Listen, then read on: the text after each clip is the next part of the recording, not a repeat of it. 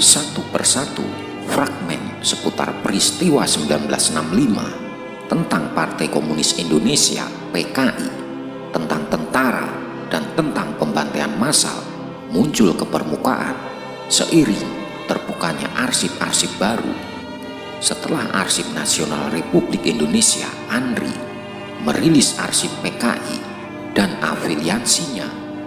Pada 2014, kini giliran Amerika Serikat melakukan hal serupa. Pusat Deklasifikasi Nasional (NDC), bagian dari Badan Administrasi, Rekaman dan Arsip Nasional AS (NARA), mempublikasikan arsip-arsip rahasia Jakarta Embassy Files yang dibuat dalam periode 1964 hingga 1968. Sebagaimana namanya, arsip ini diproduksi oleh Kedutaan Besar AS yang berkedudukan di Jakarta. Dalam periode ini ada dua duta besar AS yang pernah bertugas, Howard P. Jones 1958 hingga 1965 dan Marshall Green 1965 hingga 1969. Menurut Arsip Keamanan Nasional dari George Washington University yang mengunggah dokumen terbaru hari ini, pemerintah AS mengetahui secara rinci soal peran Angkatan Darat Indonesia melakukan kampanye pembantaian massal terhadap PKI sejak 1965.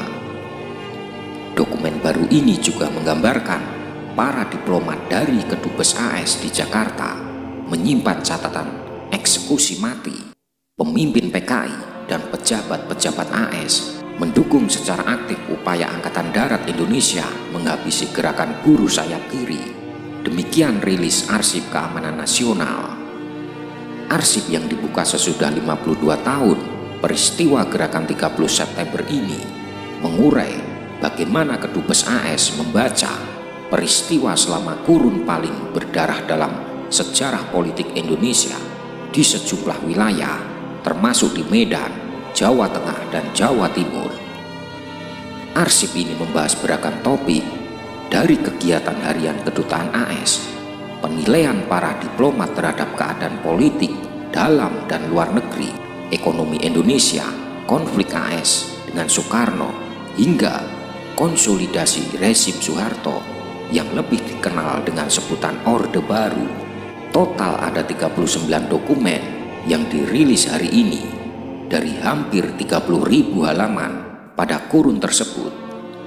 Arsip Keamanan Nasional bekerja sama dengan Pusat Deklasifikasi Nasional (NDC) telah mendigitalisasi dan bisa terakses publik sehingga memudahkan sarjana, jurnalis, dan peneliti mencari dokumen berdasarkan tanggal kata kunci atau nama dan membuka akses tak terbatas pada arsip.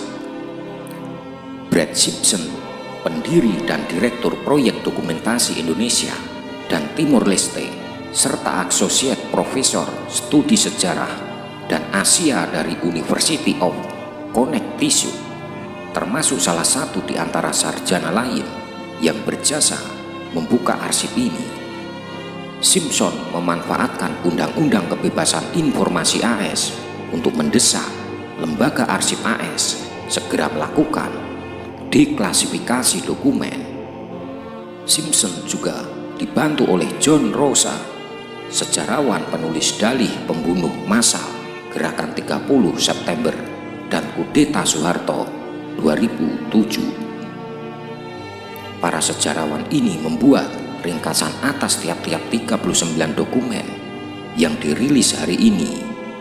Meski sebagian besar dokumen tersebut mengulas peristiwa 30 September 1965 dan sesudahnya, tetapi kami juga menyertakan sejumlah besar materi penting yang bernilai sejarah untuk memahami konsolidasi rezim Soeharto, tulis Simpson, yang menyunting ringkasan dokumen penulis buku ekonomi Wittgens, Authoritarian Development and US Indonesia Relation 1960-1968. Deklasifikasi terlaksana setelah ada desakan dari penggiat hak asasi manusia di AS dan Indonesia, serta Senator AS, Senator Tom Udall, misalnya dalam rancangan resolusi AS tahun 2014, mendesak pemerintah Barack Obama untuk segera mendeklasifikasi dokumen terkait. Ini adalah sejarah yang menyakitkan untuk diingat. Pada 1 Oktober 1965, 6 Jenderal Angkatan Darat Indonesia tewas. Jenderal tersebut dibunuh oleh personel militer, tetapi Partai Komunis Indonesia disalahkan atas kematian mereka, yang kemudian digunakan untuk dalih pembunuhan massal, ujar Udall saat itu. Udall mengakui AS terlibat dalam proses tersebut, baik yang terkait pembantaian maupun pemenjaraan orang-orang tertuduh komunis tanpa proses pengadilan. AS memberikan bantuan keuangan dan militer selama periode itu dan periode selanjutnya. Menurut dokumen yang dirilis oleh Departemen Luar Negeri, dan Jenderal Soeharto mengkonsolidasikan kekuasaannya memerintah pada tahun 1967 hingga 1998, ujar Udall. Ia menambahkan CIA juga melakukan operasi rahasia di Indonesia selama periode ini, meski catatan aktivitasnya mungkin tidak termasuk dalam arsip yang dibuka. Alec Davrede dari NDC, reviewer arsip, mengatakan bahwa arsip-arsip ini akan memberikan perspektif baru. Ia mengatakan bahwa ada potensi arsip ini bisa dimanfaatkan para peneliti untuk menyusun bagian puzzle sejarah yang hilang. Saya pikir Anda akan mendapatkan beberapa wawasan tentang perspektif AS terhadap gerakan 30 September.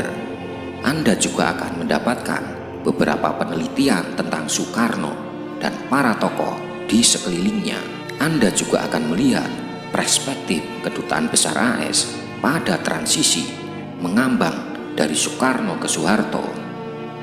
Penderitaan ekonomi Indonesia pada 1965 hingga 1966 dan upaya-upaya mendapatkan makanan dari sebuah negara yang bangkrut, kata Davrede.